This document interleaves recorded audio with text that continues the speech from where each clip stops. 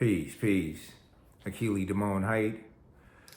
Today I wanted to share with you some information that I found relevant more now than I did when I actually jotted it down many years ago. And I didn't author this passage, this information. It was just something that caught my attention, and I wanted to write it down just because I felt like it was a jewel of wisdom, and I wanted to be reminded of it one day. So last night, as I was going through some of my old journal entries, mining for jewels, as I often do, I came across this quote from an ancient philosopher.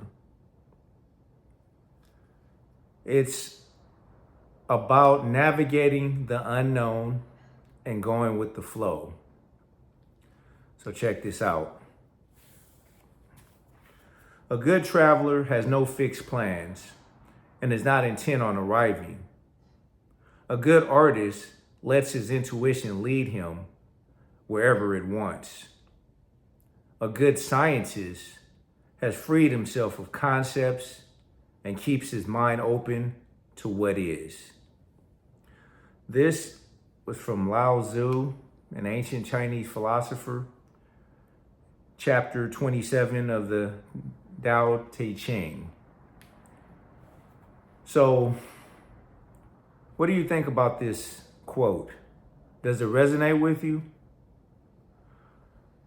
It resonates with me today more so than it ever has. Than it did when I wrote it down over 20 years ago. I am obviously I'm older, I'm wiser. So it hit me differently, and I read it with different eyes. Going with the flow, it's not necessarily a passive thing, as it implies, but it is the acknowledgement that we must surrender to the flows, to the rhythms of nature. And we don't know where we're going. We don't know what tomorrow holds. However, we have to keep moving forward, and we must have faith that we are going in the right direction. So stepping out of the way, putting your ego to the side, and allowing your intuition to guide you is often, and I may even say it's always, the best course of action.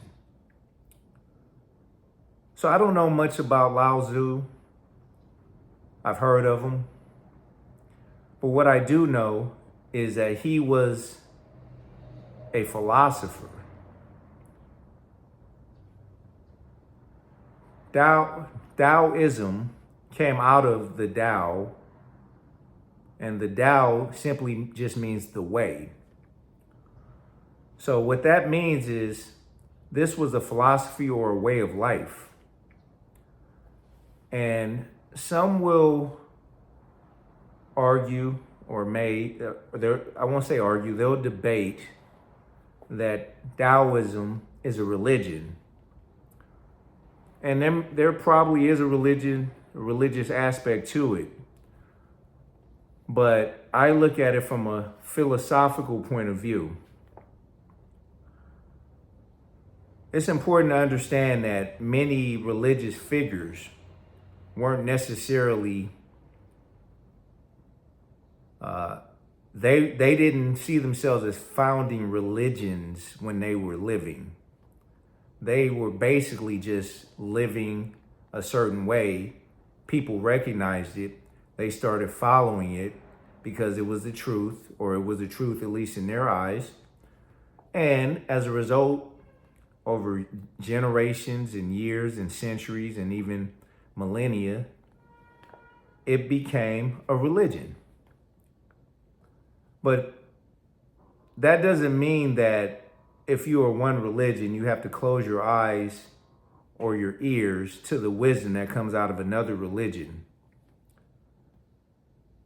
Because there's wisdom in it. I won't say everything, but there's wisdom in a lot of things that you may not even be paying attention to.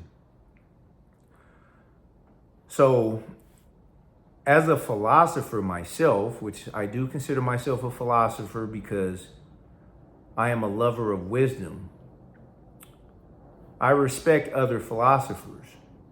I may not agree with them, but understand that if you are a true philosopher, you are tuned into the source. And that source is whatever you want to call that source, the Most High, God, the universe. That source is what guides you and what inspires. And how do you tune in to that source? It's through your intuition, your God-given abilities, your God-given tools. And intuition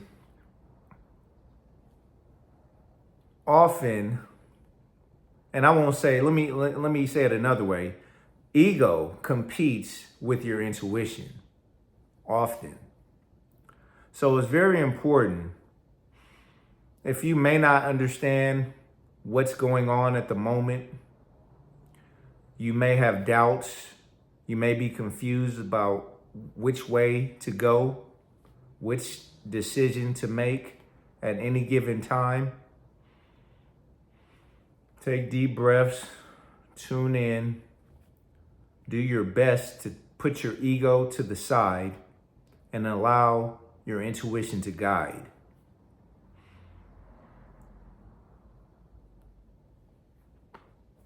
This is a very important passage to me because it kind of encapsulates my life over the last 5 years. There's been lots of crossroads in my life, and I've had to make decisions. And I'm sure you've had similar situations in your life. I mean, we're all in this world together, so I'm sure we're dealing with similar things. And there has been times where I just had to surrender. And when you surrender, you relax and you release, and that stress level just kind of dissipates. And often you understand that when you're in that state, the answers come to you. You don't necessarily have to chase them. They actually just come to you because your intuition is in control now. And it is a magnet. And it magnetizes, it draws opportunities and answers to you. So allow your intuition to guide you, because this is a new day.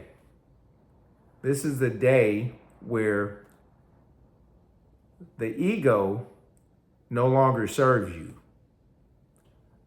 Death to the ego. And I'm not just talking about you as an individual, myself as an individual, but I'm talking about institutions. As you can see, a lot of them are transforming or crumbling right in front of you because they were built with ego. So that's all I wanted to say today. This is something that I posted on my IG page at Lucid Futurism. Check it out. And I also wanted to share it here. Also, while we're on that note, go to lucidfuturism.com. That's my landing page. If you want to learn more about my Afro-futuristic sci-fi fantasy adventure novel, Lucid. If you want to cop some merchandise, if you want to follow me on social media, or simply join the mailing list, because the momentum is building and like-minded folks recognize like-minded folks. Like attracts like, and real recognizes real. So keep that in mind. Stay curious, stay inspired, stay motivated. Always keep your eyes and your ears open to the signs around you. And that's the true meaning of being lucid. So stay lucid. Peace out.